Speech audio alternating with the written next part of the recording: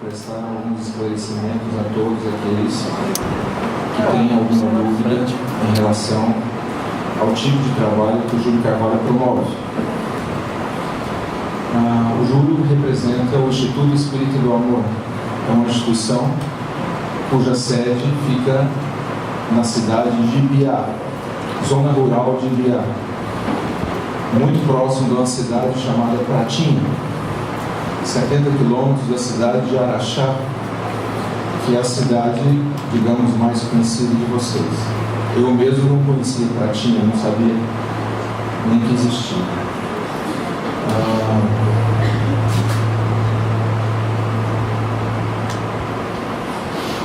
Bom, existe uma sede física que vem sendo construída pouco a pouco, com a ajuda de inúmeros voluntários. Uma sede que vai acomodar, ao final da construção, 210 pessoas alojadas, muito bem alojadas. Atualmente, nós temos capacidade de alojamento de 60 pessoas. E isso já permite inúmeras reuniões com as pessoas ali estando sem qualquer custo, nem de hospedagem e nem de alimentação. O Júlio é um jovem médium que eu conheci pelo menos há um ano e meio, também recebendo uma carta psicografada de um filho que eu havia perdido já fazia 3 anos, um filho de 13 anos. Eu não conhecia o Espiritismo, não conhecia o Júlio, não tinha nenhuma afinidade com o Espiritismo, não tinha preconceito, mas não tinha nenhuma afinidade ou mesmo crença em relação ao Espiritismo ou qualquer outra religião. Eu digo isso porque muitos de vocês estão aqui exatamente como eu estive, na época, um pouco forçado pela minha esposa, na tentativa de receber uma carta de um filho, e isso fez com que mudasse um pouco a nossa rotina e passássemos a acompanhar esse grupo. No primeiro momento, havia uma descrença muito grande com esse tipo de trabalho, a impressão de que havia um charlatanismo e que havia uma manipulação da emoção de pessoas muito frágeis, como é o nosso caso, como é o caso de muitas pessoas, ou da maioria das pessoas que estão aqui. Nós somos facilmente manipuláveis emocionalmente. Todos aqueles que tiveram perdas, algumas traumáticas, como, por exemplo, a perda de um filho, de uma filha ou de um neto, que significa uma inversão da ordem natural da vida. O Júlio mesmo disse que com mães e avós não há concorrência. Isso é a pura verdade. Porque essa ordem, quebra da ordem natural, significa um trauma insuperável na vida, na nossa vida. O que fazemos aqui, o que o Júlio faz, é um trabalho de consolação, é um trabalho de trazer informação e a certeza de que os nossos filhos, os nossos familiares, esposos, esposas, avós, estão bem amparados e estão espiritualmente saudáveis. Então, o trabalho de psicografia ele é muito simples, eu só gostaria de esclarecer como funciona. E quem é o Júlio Carvalho? Ele é um jovem de 32 anos, que há pelo menos 16 anos, exatamente, 16 anos ele iniciou o trabalho de psicografia. Porém, a sua mediunidade, segundo ele próprio e segundo uma investigação que eu mesmo fiz, porque no início eu confesso que, mesmo tendo recebido a minha carta, eu precisei investigar a vida desse rapaz a fundo para poder estar aqui. Porque um cético ele sempre precisa de provas cabais para mudar a sua opinião. Mas uma vez mudada a opinião, eu acho que vale a pena se dedicar. Então, a época, 4 anos de idade, é quando remonta, segundo ele, o início da sua mediunidade. E eu sei porque nós fizemos um artigo longo sobre a vida dele, que está inclusive na primeira edição da nossa revista Iluminar, que foi uma revista editada por um grupo de colaboradores para tentar levantar fundos para essa instituição. Reunimos vários pais e decidimos como nós vamos ajudar essa instituição economicamente, porque nada funciona sem dinheiro. Então a revista foi uma das formas que nós encontramos de ajudar essa instituição, e convido a todos que puderem assinar a revista, porque são 12 edições, uma por mês, R$18 cada edição. Pagam 6 parcelas dessa anuidade. Na primeira edição, nós fizemos e contamos a história dele. Então, até os 9, 10, 11 anos, o Júlio era considerado doente mental. Por quê? Porque a mediunidade dele era tão expressiva que os próprios pais católicos, de boa fé e boa vontade, sem dúvida, não entendiam esse fenômeno que o acometia e o levava a tratamento psiquiátrico. Era a única forma de tratar uma criança que via vultos constantemente, que conversava a todo momento com espíritos e que muitas vezes, segundo ele, não discernia o que era encarnado e o que era desencarnado. Então imagina a vida de uma criança que não nasceu num berço espírita.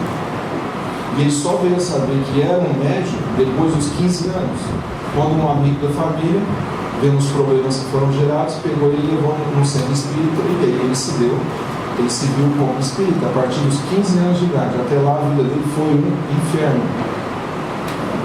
Então até os 9 anos ele passou por vários tratamentos psiquiátricos. A partir dos 9 anos, quando ele começou a entender a situação dele, ele passou por um processo de introspecção. Ou seja, ele não falava mais nada com ninguém. E isso, de alguma forma, moldou um pouco a personalidade dele. Uma personalidade absolutamente tímida. Por quê? Porque durante muitos anos, durante 4, 5 anos, ele viveu sob absoluto silêncio. Absoluto silêncio. A situação era tão grave, que os pais dele tiveram que mudar de cidade. Foram para a zona rural e viveram uma vida simples, porém não foi uma vida miserável, uma vida simples, mas dos 12 aos 15 anos ele morou numa casa que nem energia elétrica tinha, na zona rural de Catinga. Foi aí que, segundo ele, foi um período de maior alegria da vida dele, porque ele não tinha assédio de pessoas, ele estudava numa escola rural à noite, e segundo ele, a escola rural, ele tinha que andar 1 ou 2 quilômetros até pegar o ônibus ou a van escolar, e quando ele voltava à noite, não tinha iluminação nenhuma na zona rural, ele vinha conversando com os espíritos durante 2 quilômetros até chegar em casa. Então foi uma época de maior tranquilidade interna que ele teve, entre os 12 aos 15 anos. Aos 15 anos foi quando ele conheceu o Espiritismo e passou a entender o fenômeno que tem com ele. Ele é uma pessoa muitíssimo estudiosa. Chico Xavier escreveu 412 livros, ou 423, 11 pós-morte. Ele já leu mais de 400 livros que o Chico escreveu. Ele é um médium que estuda constantemente, sempre que o virem, vão ver ele com o livro. Sempre. Ele é altamente preparado para essa atividade que ele enfrenta, apesar da jovem idade de 32 anos. E nós, colaboradores de última hora, fazemos o possível para que outras famílias eliminem a angústia que domina aquele que teve uma perda traumática. Porque a saudade, garanto a vocês, mesmo com a carta, ela só vai aumentar. Mas a angústia que domina pais, mães, avós, esposos, essa angústia desaparece. Porque mesmo os nossos filhos ou familiares, vamos falar com os pais que aqui devem estar presentes, um pai que perde o seu filho, não deixa de ser pai dele. Uma mãe que perde o seu filho, não deixa de ser mãe dele, e quer saber onde ele está, de que forma ele está, se está sofrendo, se está amparado, se está perdido. Mesmo não sendo espíritas, nós sabemos, ou sentimos, ou intuímos que existe um mundo espiritual que provavelmente, porque o cético ele sempre fala do provável, provavelmente acomodou os nossos filhos. Agora, o pai quer ter certeza de onde ele está, e a carta apenas nos dá a certeza de que ele está bem.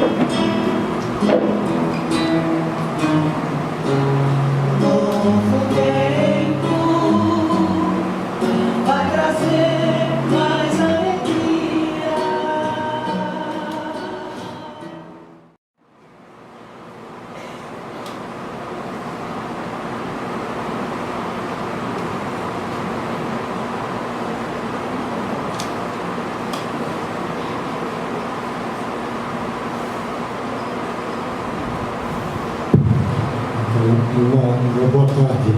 O Zezinho disse que falasse um pouco de Jesus. E, naturalmente, o ambiente é propício para isso, porque a vibração está boa. Tem um número grande de seres desencarnados aqui presentes, nos ligado com a maioria de vocês. Então, enquanto eu for falando de Jesus, vocês vão imaginando a cena de Jesus, imaginando a figura de Jesus, para que o ambiente fique mais propício ainda, para que o trabalho corra da melhor maneira possível. Jesus, ele tinha acabado de ser preso, estava diante de Pilatos. Pilatos, o representante do Império Romano, representava naquele instante a autoridade máxima ali na região de Israel-Palestina. E o Pilatos, como todo grande dirigente, numa visão eminentemente materialista, como era a visão do Império Romano, ele, diante de Jesus, sabendo que Jesus era inocente, ele faz a seguinte pergunta para a plateia: que queres que eu faça com Jesus, o Cristo? Se ele soubesse quem é Jesus, com certeza não faria uma pergunta daquela. Mas imagine Jesus e o Pilatos, imagine a cena. E ele querendo mostrar que era um grande representante do Império, ainda mostrava democraticamente: que queres que eu faça? E a plateia surpreende ele quando diz: crucificam. E ele se assusta, e ainda para querer mostrar que era realmente um grande democrático, ele pergunta que está na hora de libertar um preso, e se as pessoas queriam libertar Jesus ou Barrabás. E a plateia lhe surpreende dizendo que quer que liberte Barrabás. E ele lava as mãos naquele instante. Então aí o Pilatos representando o símbolo do egoísmo, do orgulho, da vaidade. Por isso que a doutrina espírita, que é um relembrar do cristianismo, que nós somos convidados a ser cristão, praticantes, somos convidados a ser cristãos da última hora. Então, naquele instante, o orgulho, a vaidade, que também poderia ser nossa, o Pilatos pergunta: que queres que eu faça? O mesmo Jesus de Nazaré vai na região ali numa região de Nazaré, ele tem um cego chamado Bartimeu, que sabia que Jesus ia passar por ali. E vendo aquela multidão, o barulho, ele escutando o barulho, ele pergunta: o que é que está acontecendo? Ele, que tinha ficado cego, e dizem para ele: é o Jesus que está aí. E ele começa a gritar: filho de Davi, tem compaixão de mim. Começa a gritar. Imagina a cena, Jesus andando com aquela multidão, vocês vão imaginar a cena. E o cego ali parado, gritando, o cego Bartimeu. E Jesus para e manda o cego chegar até ele. E o cego imediatamente joga a túnica fora e vai correndo até onde está Jesus. E aí, agora é Jesus que pergunta para o Bartimeu: que queres que eu faça? A outra foi Pilatos dizendo: que queres que eu faça com Jesus o Cristo? Agora é Jesus perguntando ao cego de Bartimeu: que queres que eu faça?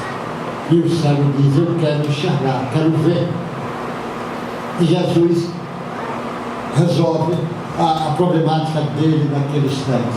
Ele quer ver porque ele, no olhar material dele, na visão dele, ele quer enxergar, quer ver, mas ainda não entendeu que muitas vezes, como Jesus falava, feliz daqueles que enxergam e não veem, daqueles que veem e não enxergam. Ele chama a atenção porque naquele instante ele queria ver no fenômeno, na terceira dimensão.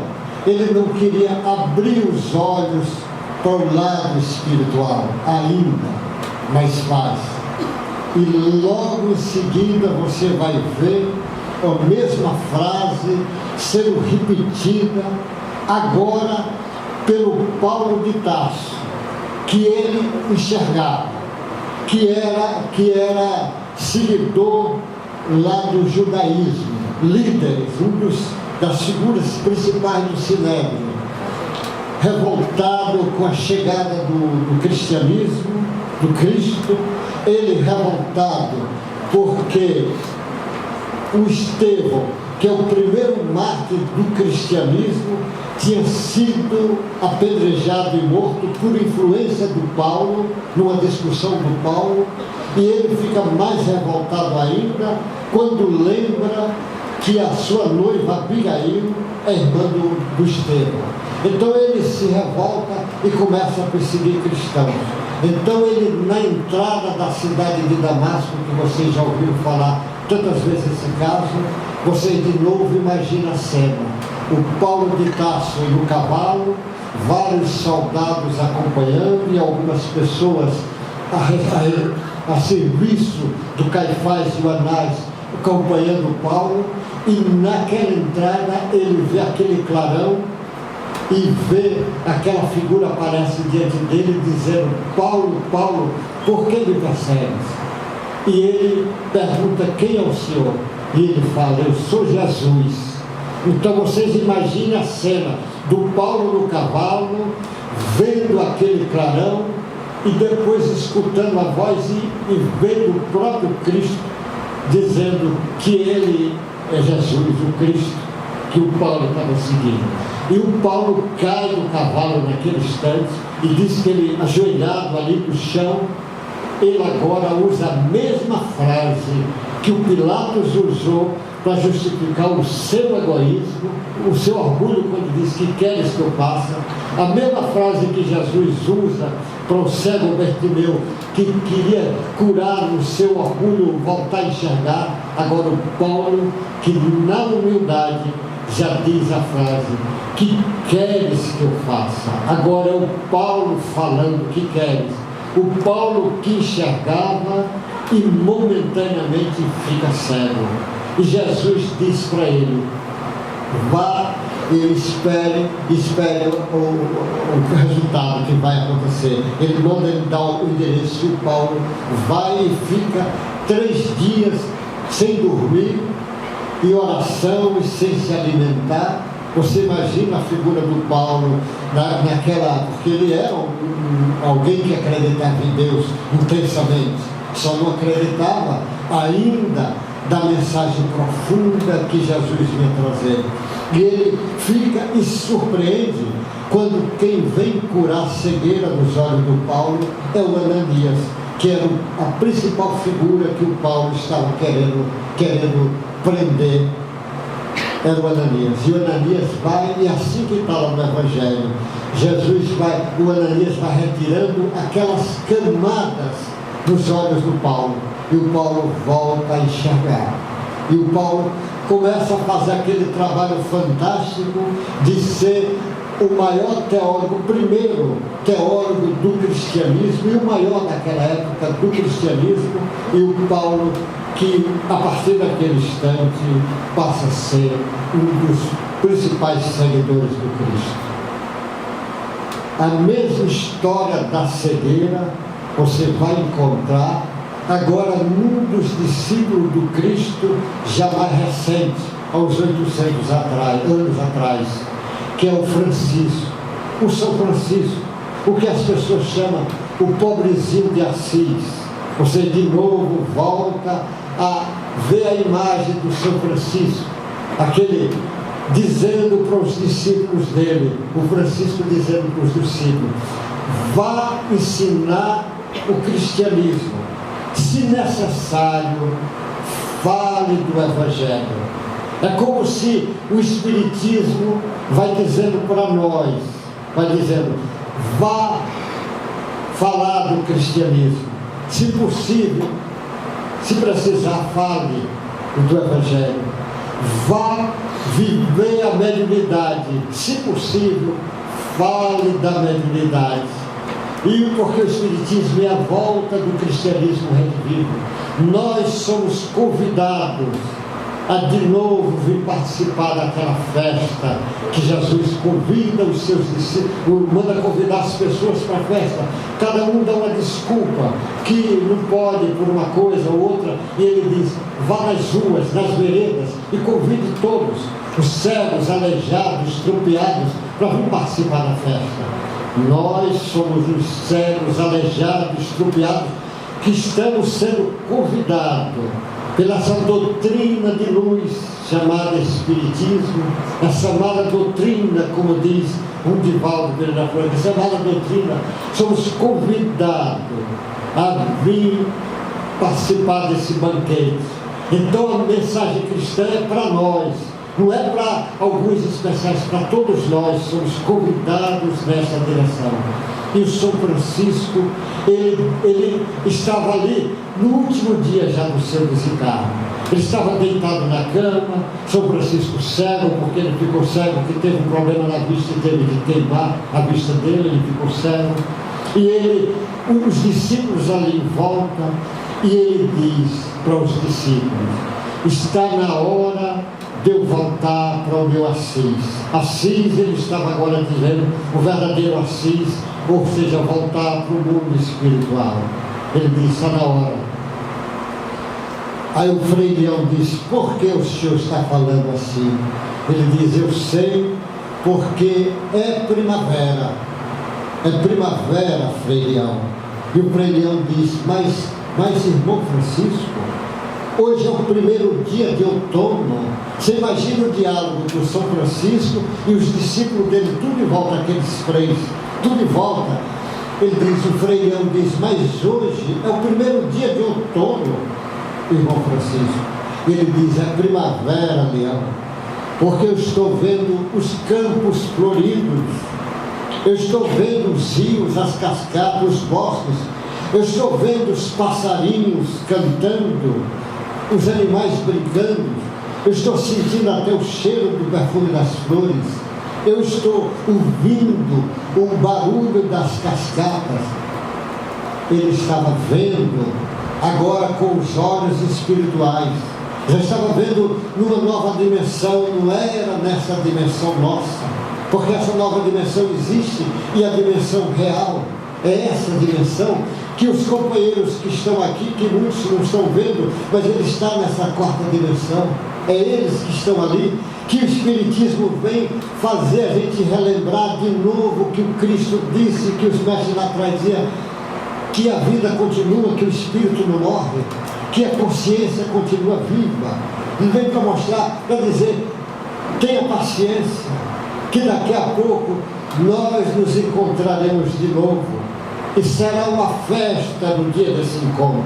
Então Francisco estava ali diante dos discípulos e ele disse para os discípulos dele, ele disse, eu vou voltar e eu vou chegar junto de Jesus engateando, porque eu sou criança ainda, eu sou muito infantil. O Francisco dizendo que ele é criança muito infantil. E ele disse, eu vou ficar engateando, escondido na sombra de Jesus, porque eu vou voltar e não levo nada para Jesus. Olha o mestre daquele dizendo isso. E o Frei Leão diz, Francisco, quando o senhor chegar junto de Jesus, Jesus com as suas mãos de mãe vai fechar seus olhos e vai dizer, durma, Francisco, que amanhã você acordará com uma nova vitalidade. Então a gente escutando o Frei Francisco dizendo isso, mas você escutando o Paulo de Tarso dizendo, o que queres que eu faça? E o Paulo de Tarso, depois de tanto trabalho imenso, o Paulo de Tarso, num dado instante, ele estava angustiado, que ele queria falar de Jesus para as multidões, mas era distante os lugares, e o meio de transporte era difícil, ia viajar com aqueles barcos de poucas possibilidades. Quando chegava em terra, era ou a cavalo, ou em camelo, ou a pé, era distante a maneira de comunicar, o meio de comunicação difícil. E o Paulo, num dia de angústia, no centro, ele pede, faz uma prece, e pede a Jesus que lhe orientasse, e diz que Paulo, que naquele instante, Jesus aparece para Paulo, e diz para Paulo, use a força do Espírito, não fique tão angustiado. E o Paulo fica sem entender como é isto, e Jesus diz, use a força do Espírito. O Estevão será intermediário entre eu e você, dentro das possibilidades dele. E o Paulo, naquele agrupamento de cristãos primitivos, faz uma prece, e ali o Paulo começa a escrever as primeiras cartas, que as cartas que ele escreve para Efésio, para Coríntios, aquelas cartas, segundo Chico Xavier, através da psicografia do Emmanuel, diz, era psicografia que o Paulo estava fazendo através das mãos espirituais do Estevão. Estevão, que tinha sido a vítima, que tinha sido morto por inflamação do Paulo, e agora é o mesmo Estevão, que era um dos mentores do Paulo, estava ali naquele instante fazendo psicografia através do Paulo. Então você vê, quando Paulo completa a sua jornada, como ele mesmo diz, eu combati o bom combate, quando ele fala assim, combati o bom combate, e ele, quando chega no fim da jornada, que ele é condenado à morte, que vai o carrasco, o verdugo, com a espada para arrancar o pescoço do Paulo, o verdugo vacila, e o Paulo diz, cumpra o seu dever, e o verdugo arranca a cabeça do Paulo, e o Paulo é recebido pelo próprio Cristo, e junto do Cristo está, no lado esquerdo, Abigail, a sua noiva, e do lado direito, o Estevão, o antigo vítima, e o verdugo. Agora estavam juntos, os dois trabalhando na seara do Mestre Jesus. Então você vai vendo, imagina essa cena lá, do Jesus recebendo o Paulo junto do Estevão e Abigail. A mediunidade é para todos, todos possuem. Uns têm consciência, outros não têm consciência, mas Na realidade, todos nós precisamos entender alguma coisa disto para ajudar até a nossa caminhada. A mediunidade sempre existiu, nunca parou de existir, mas não era entendida.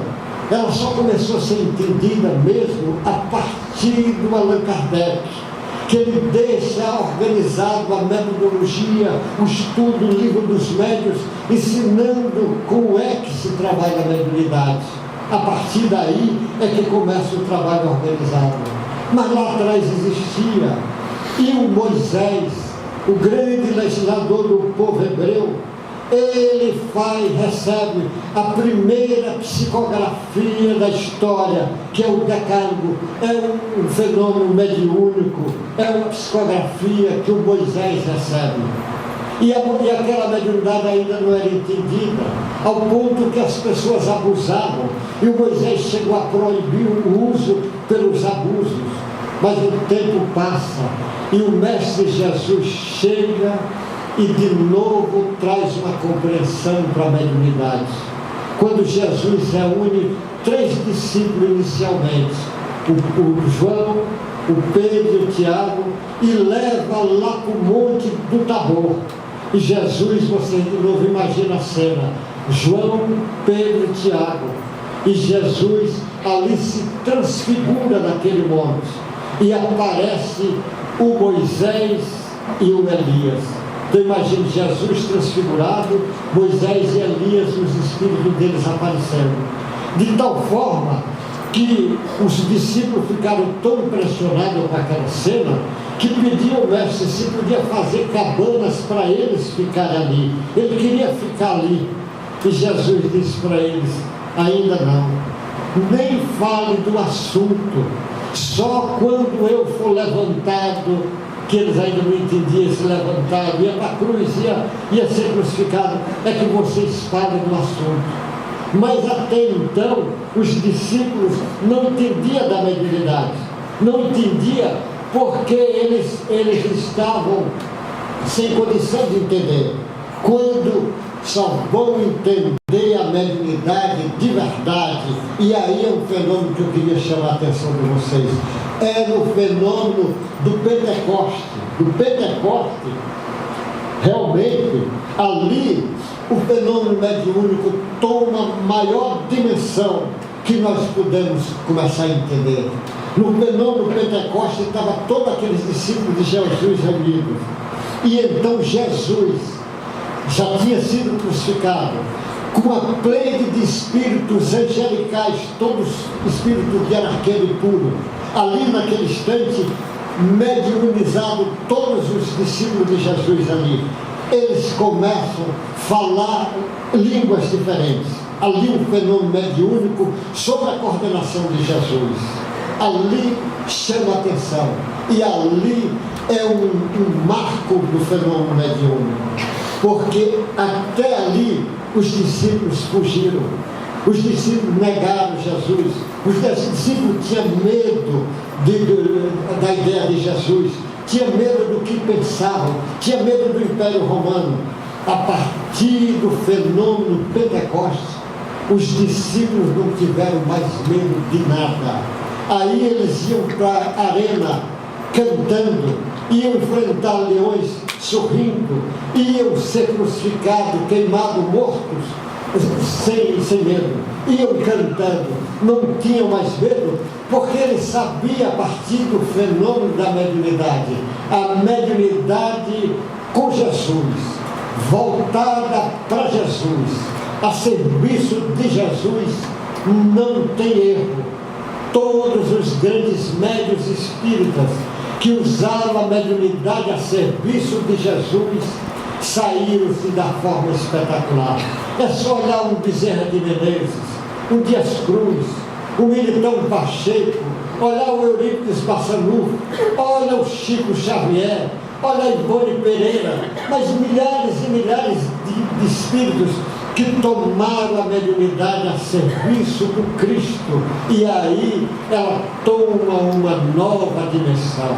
Então, é esse fenômeno mediúnico que vocês estão aqui, mas que todos nós somos médiuns, Mas para nós não nos perder, é preciso não perder Jesus de vista, o Cristo.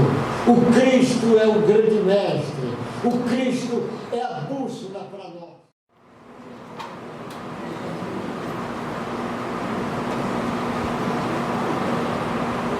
Boa noite a todos. Eu acho que já é boa noite. Muita emoção de a gente estar aqui nessa casa, recebendo essa energia incrível. Nossos amigos aqui cantando, harmonizando ainda mais o ambiente. E a gente muito feliz. Eu sei que muita gente lá fora que está lá não puderam entrar porque fecharam os portões por causa do número de pessoas aqui dentro. Onde teve a mesma situação na outra casa. É a primeira vez que eu vim em Santos, então a gente não esperava isso. Eu fico muito contente das pessoas estarem procurando, antes de tudo, o espiritismo, não o médium. A gente tem que pensar que a maior intenção de tudo isso é a divulgação da doutrina espírita e da imortalidade da alma. E ontem, para quem está lá fora, não sei se está ouvindo, com certeza não devem estar ouvindo, mas tem muitas pessoas ouvindo através da rádio. Ontem a gente teve na casa, durante o trabalho, a gente teve as cartas e uma carta para uma mãe que não conseguiu entrar. Então os espíritos demonstrando que o que tem de acontecer, ele vai acontecer. Assim como São Paulo é uma das maiores cidades, a região aqui em São Paulo, é um dos lugares que eu mais mando cartas à distância para familiares. Às vezes o espírito me procura, transmite a carta para o seu ente querido na reunião, e eu coloco no correio, e a pessoa, quando recebe o correio lá, ou a ligação, ela quase desencarna também. Mas aquilo que tem que chegar até nós, chegará. Essa semana eu li um texto muito interessante do Emmanuel, em que ele fala assim, que raríssimas vezes a gente pede em nome de Jesus. E por isso, muitas das vezes, nós não somos atendidos. Lembrando que aquilo que a gente pede em nome de Jesus é aquilo que similar a Ele. Se pedirmos consolo a Ele, Ele não nos faltará. Então, vamos ficar contentes por aqueles que recebem. É limitado, o trabalho mediúnico é limitado, talvez teria muito mais espíritos em condições, mas é limitado, depende da energia, depende da assimilação com o médium. Eu acho que todo mundo já está cansado de saber algumas coisas sobre isso. Então eu vou falar do trabalho, com gente que não me conhece. Muita gente pensa assim, vou encontrar um velhinho lá quando eu chegar, um médico velhinho, cabelo branco, aí eles falam assim, você que é o médico. E a gente começou o trabalho desde pequeno, mas oficialmente comecei o trabalho da psicografia consoladora com 16 para 17 anos, há 15 anos atrás. E desde 2004 eu trabalho em reuniões públicas com mensagens de entes queridos. Desde 2010 eu estou viajando para fazer esse trabalho que amigos, lá de Uberaba que me recomendaram, que os mentores recomendaram.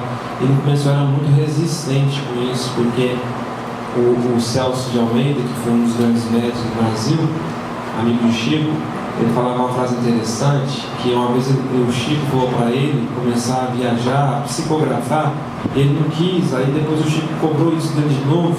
Ele falou assim, Chico, mas eu ficar lá sentado na frente de centenas de pessoas me julgando, se eu sou farsante, se eu não sou, eu não quero isso para minha vida. Aí o Chico chegou e falou para ele assim, Celso, eu achei que você era humilde, você não tem nada de humildade.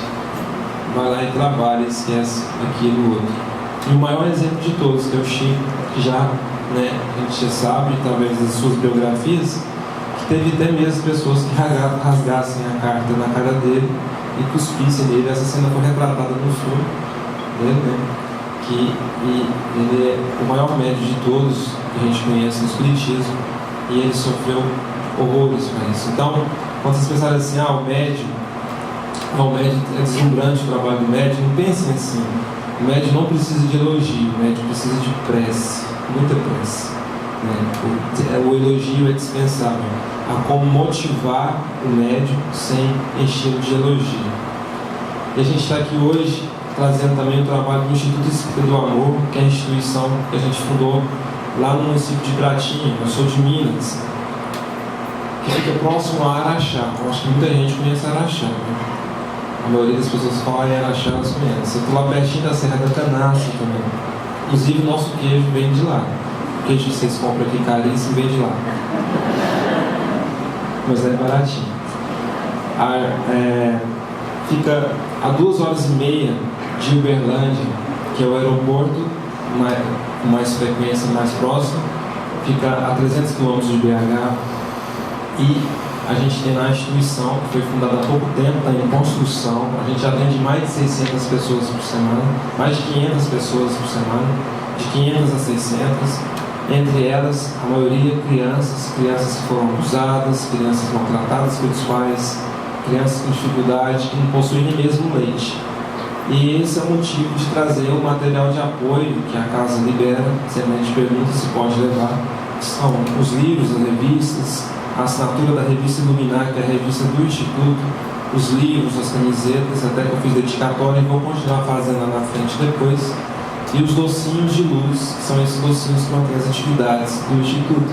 Eu sempre falo, os docinhos de luz não engordam, de luz.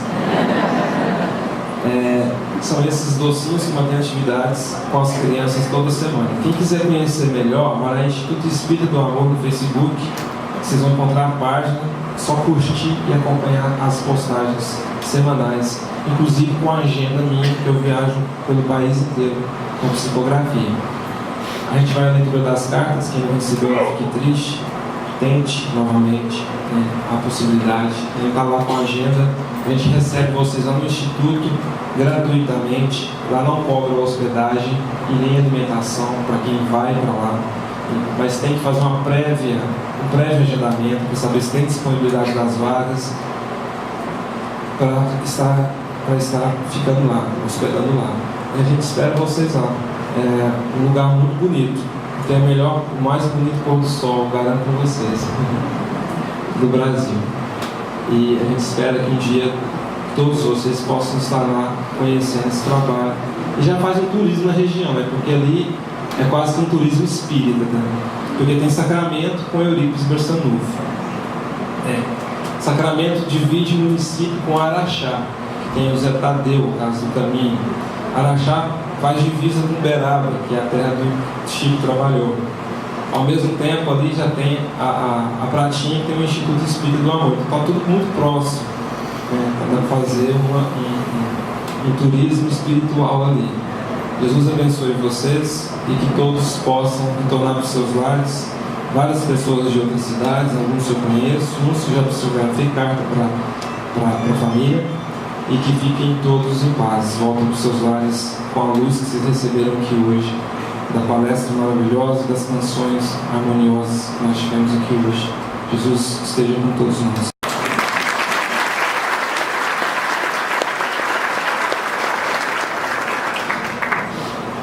Primeira mensagem instrutiva do Espírito Mentor Frederico, meu mentor.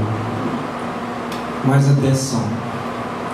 Sofrendo muitas vezes por não termos mais atenção no caminho. Será que estamos indo bem, de verdade, na nossa trajetória?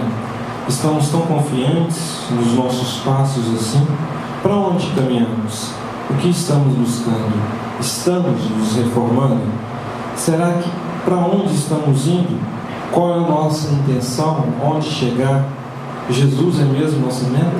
Repensemos, pois no trato diário, diante dos problemas e adversidades da vida, temos dado testemunho de revolta, de ódio, de rancor, de violência. E esse não é o caminho que leva a Jesus. Pensemos bem e tenhamos mais atenção com aqueles que nos cercam, perguntando sempre se estamos tratando de forma que queria que nos tratasse, como recomenda o Mestre.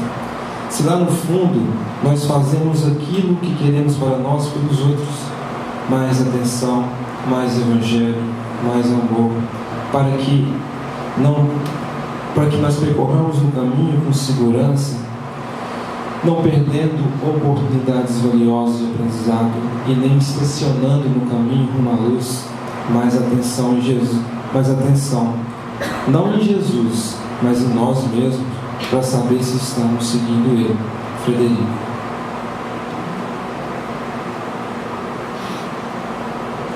Mensagem familiar do Espírito Glauber Carvalho de Moraes.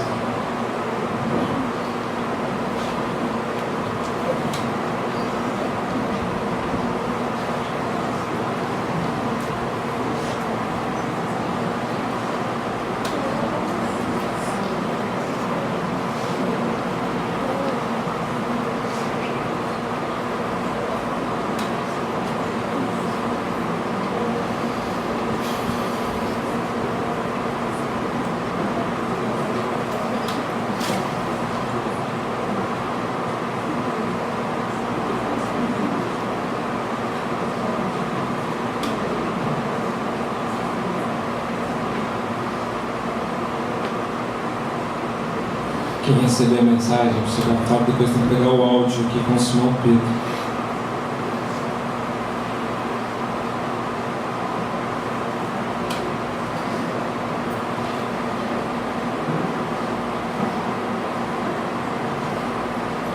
Mãe, escrevo com dificuldade. Te agradeço tanto, minha tia e madrinha, por ter convidado minha mãe para vir.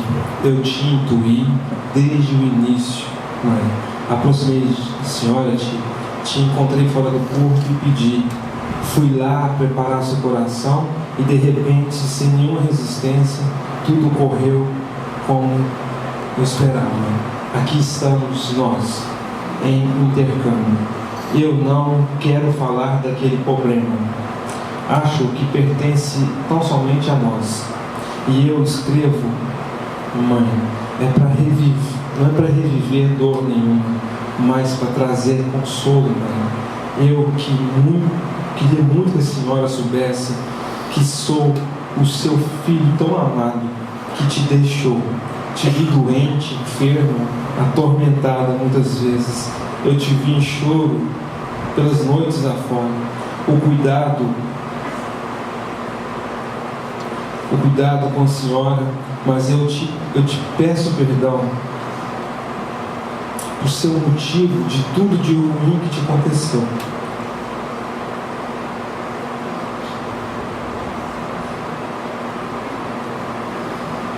Sem ao menos poder andar, viver bem, sei que se descuidou até da senhora mesmo, mas sou eu, mãe, que retorna com breve carta ao seu coração. Saiba, eu estou bem. Quando pensar onde e como estou, eu estou bem, tá? Viva feliz na medida do possível, sendo aparado daqui, cuide da senhora.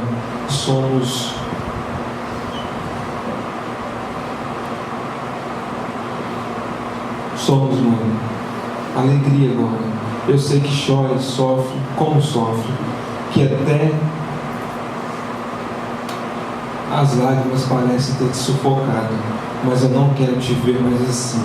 Até cheguei e te procurei aqui na reunião, te beijei o rosto, peguei as mãos, passei as mãos pelo seu cabelo. Mãe, meu amor e gratidão. Tia, meu amor e gratidão.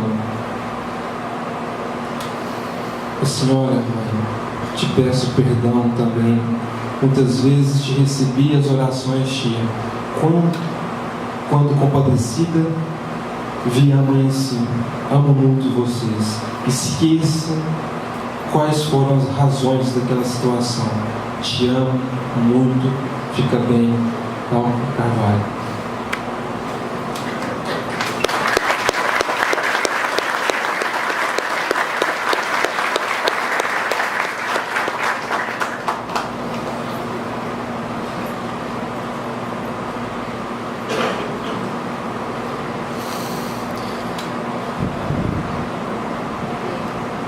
Glauber, não Glauber, como diz.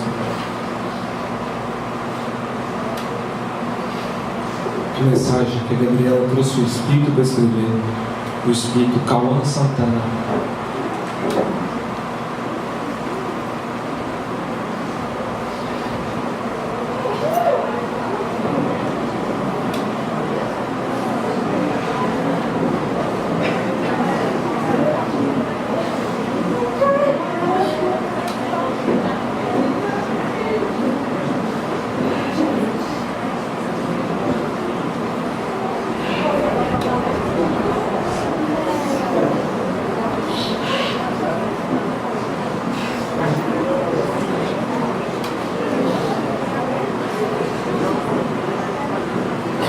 Mamãe,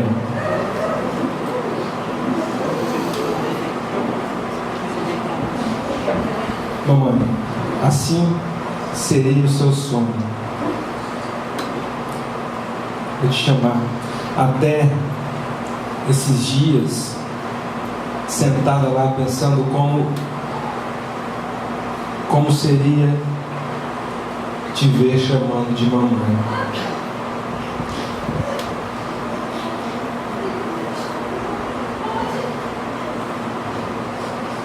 Essa sua dor, esse seu momento, a sensação de perda, é hoje o seu dia de acalmar esse coração. Sou eu, seu filho. Que importa se partir antes mesmo de poder te dar sorrisos de amor em me ver crescer. O Espírito na barriga é um ser velho, é um espírito antigo que está prestes a viver num corpo novo. Tão somente a morte nos liberta, e a morte do corpo foi uma prova vencida para mim e para você. Como te diria, o que te diria para acalmar? Fui lá, fui eu que você viu, sim. Aquele espírito no hospital. Eu estava no seu quarto 2 semanas depois, com a equipe, eles que te socorriam o coração sofrido. Não chore, não fique ansiosa. De uma maneira, voltarei a seus braços e me reconhecerá. Cuide da sua dor para que ela não se transforme na sua perdição. De uma maneira ou outra, a vida segue, mamãe. Fica bem, preciso retornar.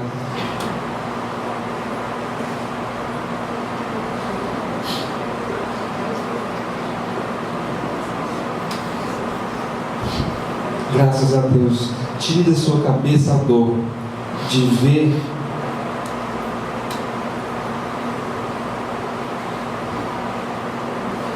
pensando, de não poder sentir o seu sonhado cheiro de bebê, embora eu te console com cheiro de flor.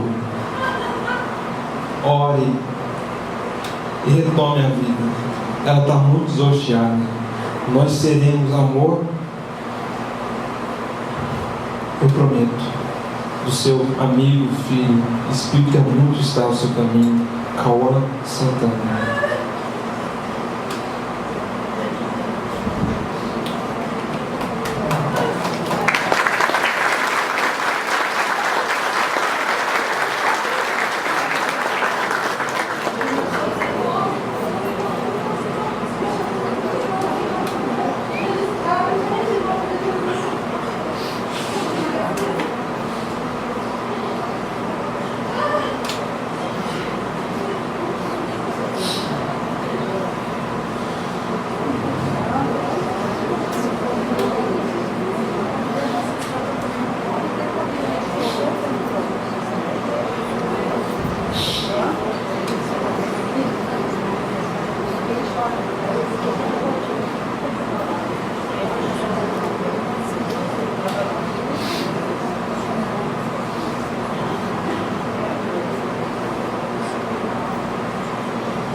Carta do Espírito, segundo o mentor Paulo, pai que está ouvindo através da Rádio Fraternidade.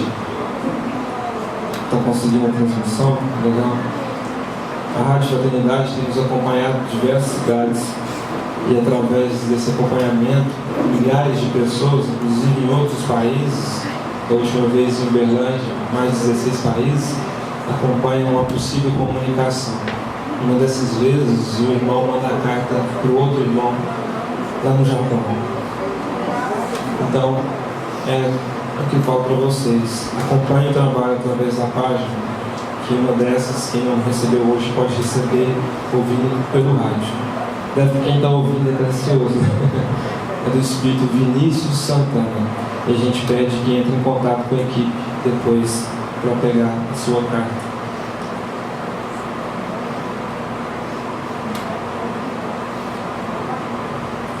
Pai, eu sei que o Senhor está colado aí no rádio mas não tem coragem de entrar numa sala de uma reunião espírita por 2 motivos. O primeiro é que é duro para o senhor pensar que vai sair de lá sem uma resposta, sem uma carta. E segundo, pelo medo daquilo que as pessoas colocam em sua mente, em controvérsia do que é realmente o espiritismo. Seu coração já está acabado, você diz, mas não está. Você precisa colocar mais vida nele, voltar a viver. Tente, pelo menos, eu te peço. Quantos quilos o senhor já perdeu no tempo? Quantas vezes estive chorando no túmulo? Aquela tarde,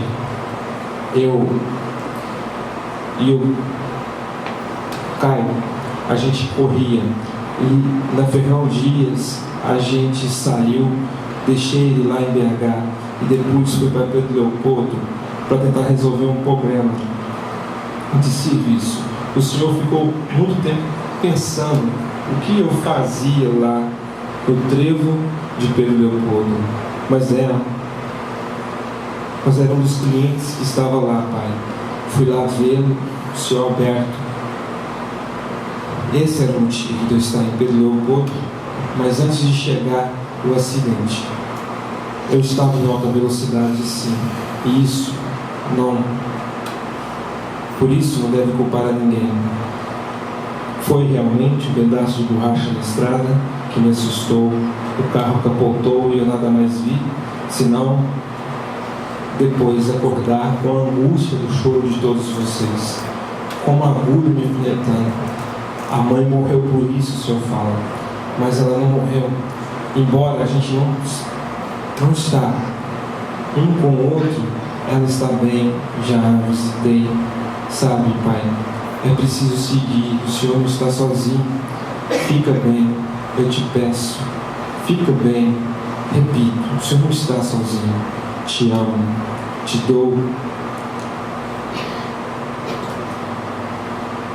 dou minhas mãos no sonho para te provar. Fica bem. Vinícius Santana.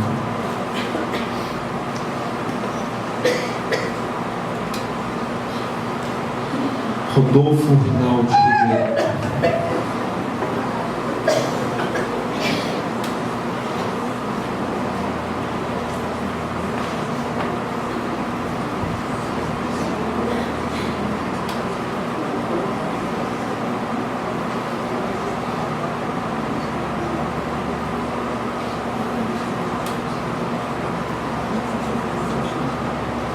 Mãe amada, o que celebrarmos hoje?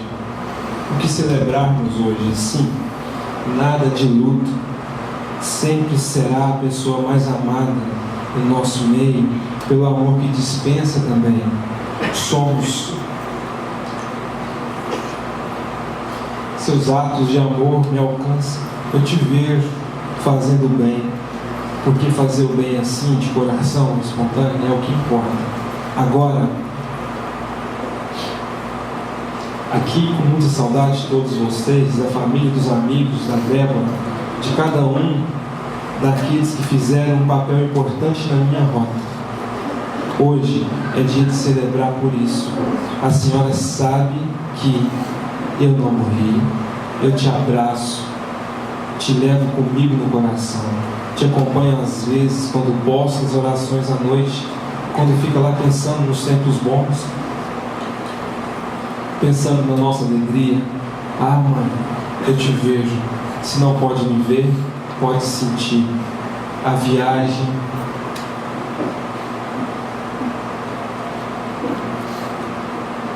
a comida que me lembra, e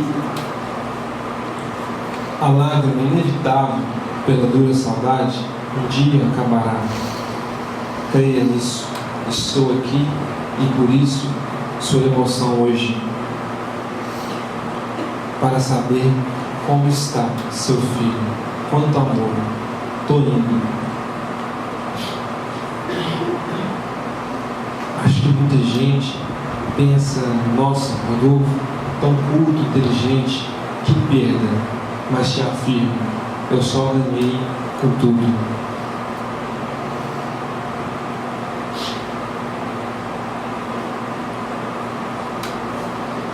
há de frutificar ainda mais. Olha, em breve terá muita coisa boa no seu caminho. Cuida da sua saúde. Te amo infinitamente. Mihai Rodolfo, na de Ribeiro.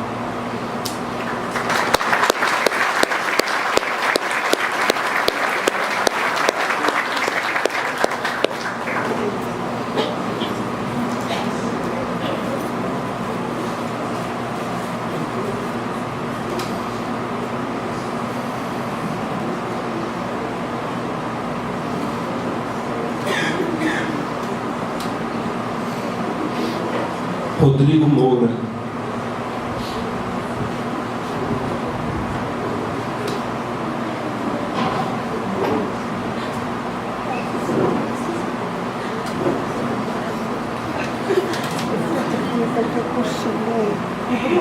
Eu ganhei uma calcinha.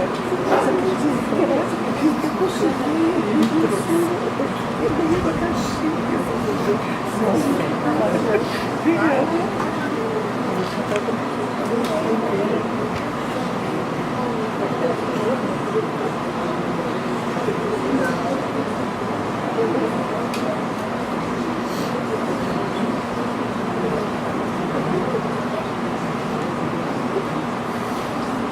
Mãe, pai, mana, Henrique.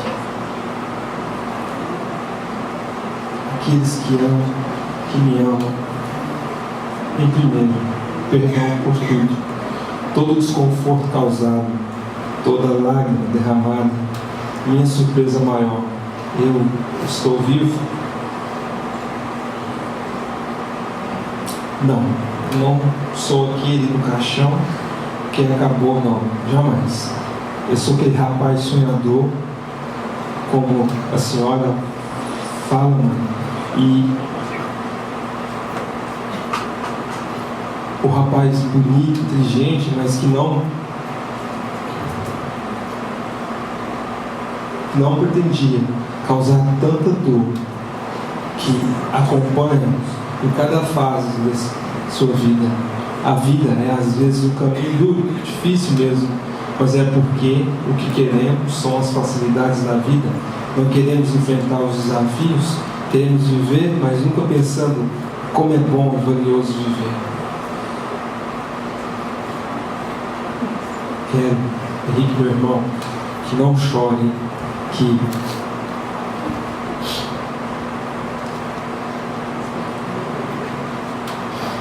encare os caminhos pela frente, à sua frente.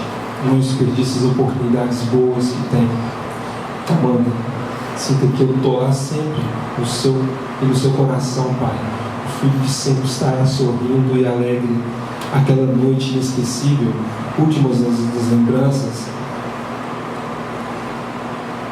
na mente de todos vocês, seja esquecida. Pense no Rodrigo bem, porque isso é o que querem e o que preciso. Unam-se, reanimem-se, não se distancie jamais.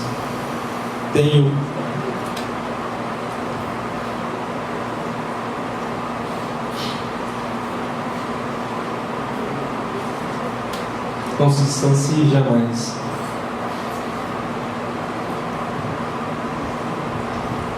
Eu vivo, mãe, no seu sonho, é real, sou eu. E hoje a surpresa sua, seu presente atrasado, o presente atrasado de todos vocês. Aquele que ama tanto, que viram nascer.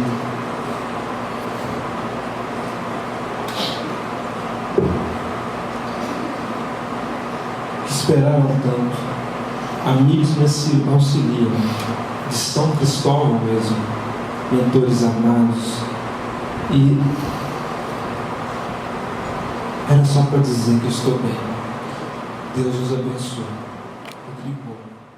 O vosso nome, venha a nós o vosso reino, seja feita a vossa vontade, assim na terra como nos céus. O pão nosso de cada dia dai-nos hoje, Senhor. Perdoai as nossas ofensas,